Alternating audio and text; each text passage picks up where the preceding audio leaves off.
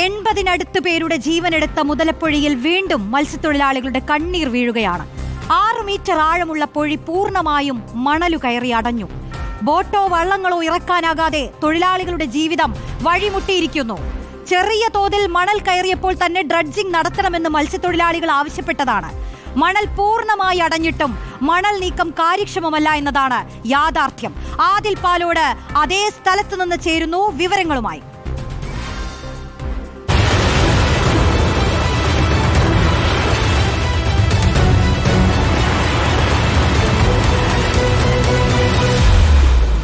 Metre താഴ്ചയുണ്ടായിരുന്ന മുതലപ്പൊഴിയിലാണ് ഈ രൂപത്തിൽ മണൽ കയറി കിടക്കുന്നത്.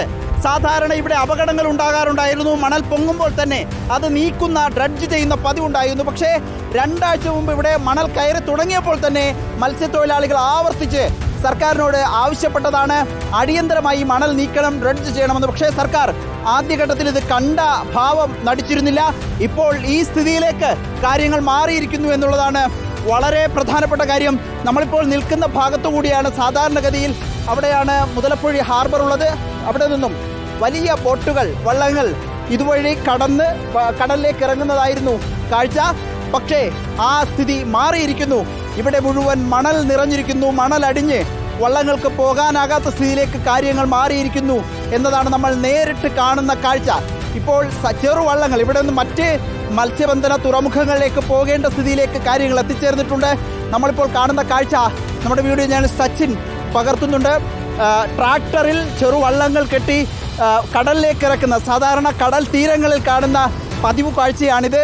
പൊഴിയിലും ചെയ്യേണ്ട സ്ഥിതിയിലേക്ക് കാര്യങ്ങൾ മാറിയിരിക്കുന്നു എന്നുള്ളത് എത്രമാത്രം അനാസ്ഥയാണ് ഫിഷറീസ് വകുപ്പിൻ്റെ ഭാഗത്തു നിന്ന് വന്നിട്ടുള്ളതെന്ന് വ്യക്തമാക്കുന്നുണ്ട്. ഈ ഭാഗത്തേക്ക് വന്നാൽ നമുക്ക് ഇതിൻ്റെ മണൽ നീക്കം സർക്കാർ എന്താണ് ഇവിടെ ചെയ്യുന്നത് എന്ന ചോദ്യമുണ്ട്. അതിൻ്റെ മറുപടി ഒരു ഭാഗത്തേക്ക് നോക്കിയാൽ ഒരു JCB മാത്രം അവിടെ പ്രവർത്തിക്കുന്നത് കാണാം.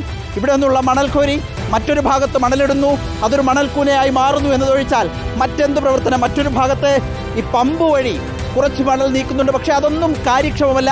അതുകൊണ്ട് ഇവിടെ പ്രശ്നപരിഹാരം സാധ്യവുമല്ല. മത്സ്യത്തൊഴിലാളികൾ ആവർത്തിച്ച് പ്രതിഷേധിക്കുകയും സമരമിരിക്കുകയൊക്കെ ചെയ്തിട്ടും അടിയന്തര പ്രശ്നപരിഹാരത്തിന് സർക്കാർ എന്തുകൊണ്ട് തയ്യാറാകുന്നില്ല എന്നുള്ളതാണ് ചോദ്യം. 25,000-ഓളം മത്സ്യത്തൊഴിലാളി കുടുംബങ്ങൾ ഇതിനെ ആശ്രയിച്ച് പല വിധത്തിൽ മുതലപ്പൊഴിയുമായി ബന്ധപ്പെട്ട് ജീവിക്കുന്നു എന്നത് ഇവിടെ വന്നപ്പോൾ നമ്മൾ മനസ്സിലാക്കുകയാണ്. ഡ്രഡ്ജിംഗ് നടത്താത്തത് എന്ത് എന്ന ചോദ്യം മത്സ്യത്തൊഴിലാളികൾ ചോദിക്കുകയാണ്. 6 മീറ്റർ ആഴമുണ്ടായിരുന്ന സ്ഥലത്ത് ഒരു ബോട്ടിന് പോലും പോകാൻ കഴിയാത്ത രൂപത്തിലേക്ക് കാര്യങ്ങൾ മാറിയിരിക്കുന്നു എന്നത് വളരെ പ്രധാനവുമാണ്.